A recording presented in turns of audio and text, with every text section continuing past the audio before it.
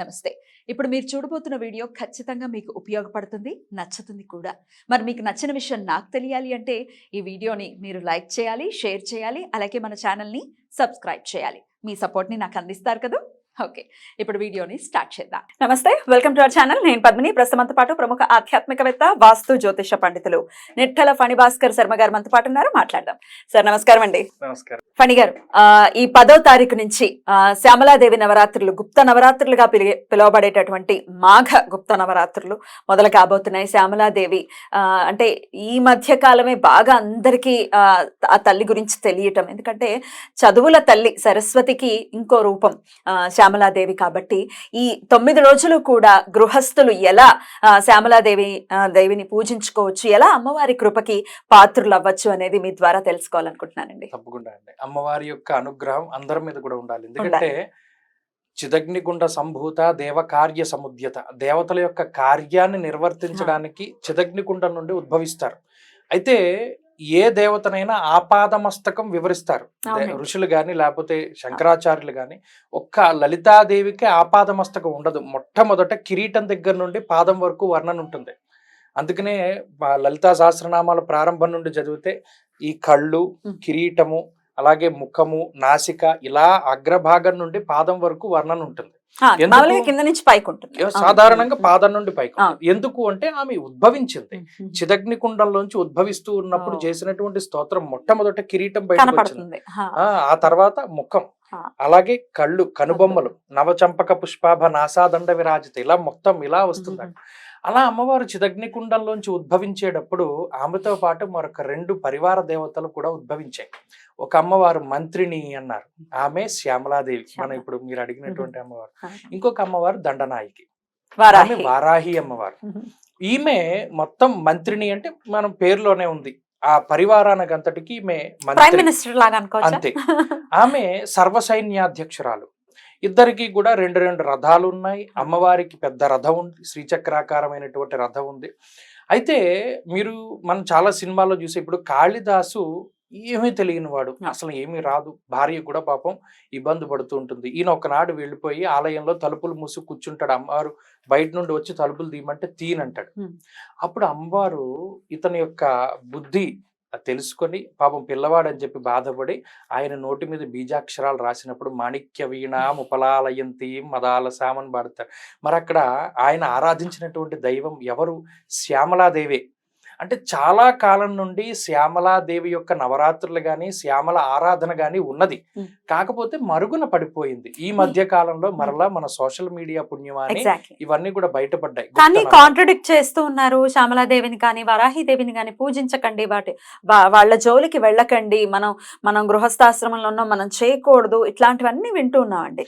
దీన్ని మీరు వ్యతిరేకిస్తారా, ఏకీభవిస్తారా వాళ్ళతో? అంటే ఇందులో 2 ఉంటాయండి. ఉపాసన వేరు, ప్రార్థించడం వేరు.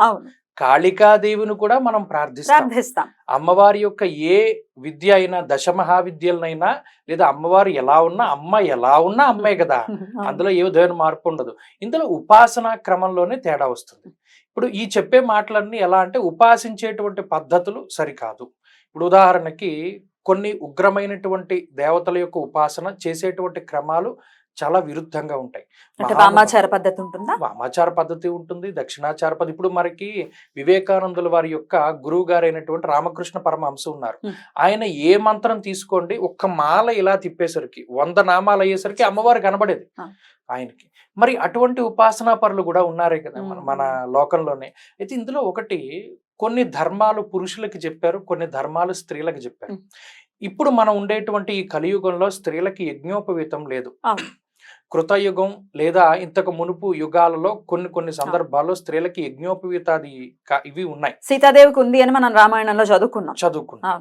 అయితే ఈ కర్మలు కొన్ని స్త్రీలు చెయ్యాలి, కొన్ని కర్మలు పురుషుడు చేయాలి. ఇప్పుడు నిత్య దేవతారాధన గాని, నిత్య దీపారాధన గాని ఎవరు చేయాలి ఇంట్లో అంటే పురుషుడే చేయాలి.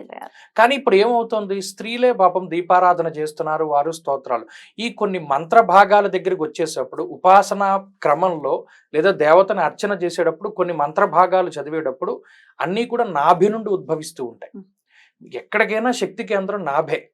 ఈ నాభి నుండి ఉద్భవిస్తూ ఉన్నటువంటి మంత్ర భాగాల్లో మరి స్త్రీలకి గర్భాశయం కలిగి ఉంటారు వాళ్ళు, ఆ. కొన్ని ప్రత్యేకమైనటువంటి శరీర అవయవాలు కలిగి ఉంటారు, పురుషుడికి వేరు. అందుకని స్త్రీలకు ఏం చేశారు, కలియుగానికి వచ్చేసరికి కొన్ని ధర్మాలు మార్చేశారు. పితృ కార్యక్రమాలు, పితృ తర్పణాలు లేదా ఈ శ్రాద్ధాది కార్యక్రమాలు వీటికి అధికారం ఏమీ కూడా స్త్రీలకి లేదు. ఎందుకు? వారికి యజ్ఞోపవీతం లేదు, ఈ యుగంలో వారికి చెప్పబడి లేదు. అలాగే పురుషుడికే అధికారం ఉన్నది. అలాగే వేదాధ్యయనం కానీ, వేదాంగాల యొక్క చదవడం లేదా వాటిని ప్రకటన చేయడం ఇటువంటివన్నీ కూడా పురుషుడికే వాటికి అధికారం ఉన్నది. ఎందుకంటే దానిలో ఉన్నటువంటి అనుదాత్త ఉదాత్త స్వరితాలు కానీ ఇవన్నీ. మరి చాలా మంది కొంతమంది మూర్ఖత్వంగా అడుగుతూ ఉంటారు, మరి వేదమాత గాయత్రీదేవే కదా స్త్రీలను మంత్రాలు చదవద్దంటున్నారు, ఇది ఎంతవరకు భావ్యము అని. దీనికి సమాధానం ఏంటి అంటే అవి యుగ ధర్మం. అది కాదు, ఆది పరాశక్తితో పోలికేమిటి? అమ్మవారు శక్తితో మనం పోల్చుకోకూడదు కదా. అలా ఏంటంటే ఇందులో ఉపాసనా క్రమంలో కొన్ని స్త్రీలకి చెప్పబడ్డాయి, కొన్ని చెప్పబడి లేవు అన్నారు తప్పితే ప్రత్యేకించి అమ్మవారిని నువ్వు పూజించకు, ఆరాధించకు, ధ్యానించకు అని చెప్పడం చాలా తప్పు.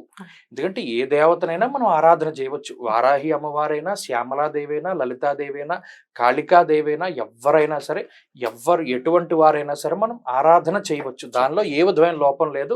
ఆ ఆరాధన క్రమం మనకి తెలిసి ఉండాలి అంతే. ఉదాహరణకు వారాహి అమ్మవారు ఉన్నారు, నవరాత్రుల్లో రాత్రి కాలంలో చేసేటువంటి పూజ చాలా ప్రాధాన్యత, ఉదయకాలంలో చేసేటువంటి ఉపాసనా విధం ఒకలా ఉంటుంది. అవి తెలుసుకుని ఎవరైనా చేయొచ్చు, ఏ విధమైన ఇబ్బంది లేదు. చేయకూడదు అనేటువంటిది మాత్రం చాలా తప్పు, అనవసరం. ఈ 9 రోజులు ఇంట్లో ఎలా చేసుకోమంటారు? రాత్రే చేసుకోమంటారా? శ్యామలాదేవి ఆరాధన చేసుకునేటువంటి క్రమం వేరు.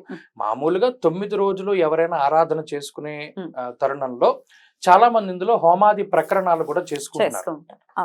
అమ్మవారికి సంబంధించినటువంటి ఏ పూజా కార్యక్రమమైనా షోడశ ఉపచారాలతోటి పూజను కలిగి ఉంటుంది, నీరాజన మంత్రపుష్పాది కార్యక్రమాలతో ముగిస్తూ ఉంటుంది. ప్రత్యేకించి అమ్మవారి యొక్క కలశారాధన చేస్తున్నాం అంటే మనం 9 రోజులు చేస్తున్నాం. కలశ స్థాపన ఎందుకు చేస్తామంటే మనకి ఇది కామ్యార్థం ఉంది, 9 రోజులు దీక్ష కోసం అని చేస్తాం. ఆ కలశారాధన చేసి ధ్యానావాహనాది షోడశ ఉపచారాలు ముందుగా విఘ్నేశ్వరుని ఆరాధన చేయాలి. విఘ్నేశ్వరుని ఆరాధన చేసిన తర్వాత పరివార క్రమంగా ఆయా దేవతలను దేవతారాధన చేసి అప్పుడు అమ్మవారికి సంబంధించినటువంటి అర్చనాది కార్యక్రమాలను చేయాలి. ఇందులో చాలా మందికి వచ్చే సందేహం ఏంటంటే వెంటనే ఏ ప్రసాదాలు పెట్టాలి అని అడుగుతారు.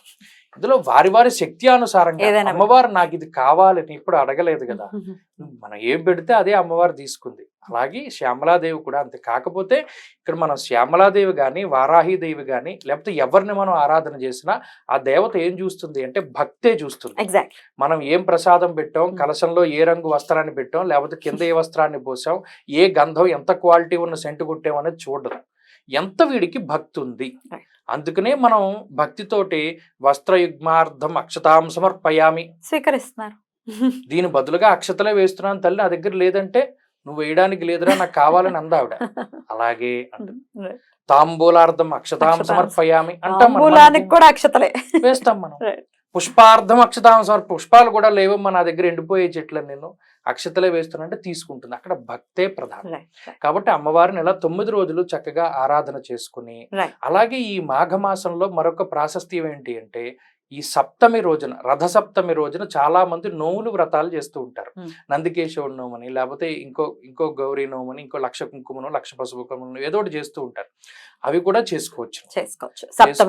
దాని గురించి వివరంగా నేను మళ్ళీ అడుగుతాను. ఈ 9 రోజులు కార్యక్రమం అయిపోయిన తర్వాత చివరి రోజున 9వ రోజున రాజ్యశ్యామల హోమం గనక చేసుకోగలిగితే చాలా విశేషమైనటువంటి ప్రాధాన్యత ఉంటుంది. ఖచ్చితంగానండి. అయితే షోడశోపచార పూజలు అంటే ఈ 16 ఉపచారాలు కాబట్టి అలా కూడా చేసుకోవచ్చు. స్తోత్ర పఠనం ఏమీ చేయలేరు నాడు అమ్మవారి విగ్రహం ఎదురుగుండా చక్కగా కూర్చుని అమ్మవారి స్తోత్రాన్ని చేసినా చాలు, ఆమె ఆనందపడుతుంది. అద్భుతం అండి. చాలా చాలా బ్యూటిఫుల్ గా మాకు వివరించారు. థ్యాంక్ యూ సో మచ్ అండి. నమస్తే.